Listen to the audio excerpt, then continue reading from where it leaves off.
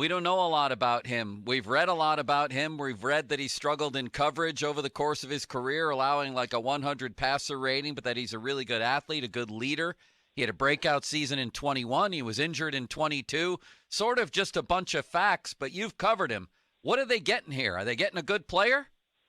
Yeah, I would say he's average to above average, somewhere in that range. He's not going to knock your socks off, but he's been very reliable for Washington. That's a position specifically that has kind of been a rotating door.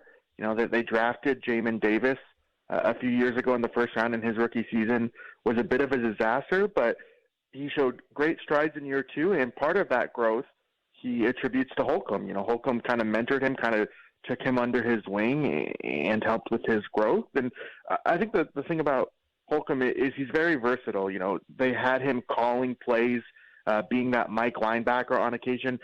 Personally, I think he does a little bit better on the outside. I think that's kind of his strength there. I'm not sure how Pittsburgh's defense is currently set up to which one of those roles he'll play. But, he has good speed.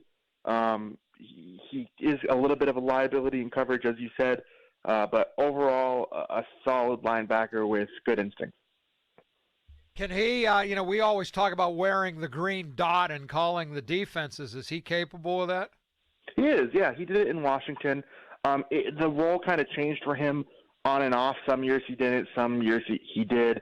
But, it was a smooth operation overall when he was doing it.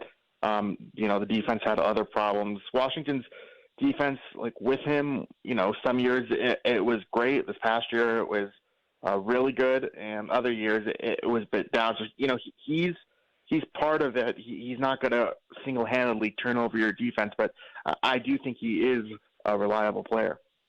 What about his injury last year? That was cause for concern anytime a linebacker has foot surgery. Yeah. How bad was the injury, and what did you hear about that, and what kind of shape's he in now?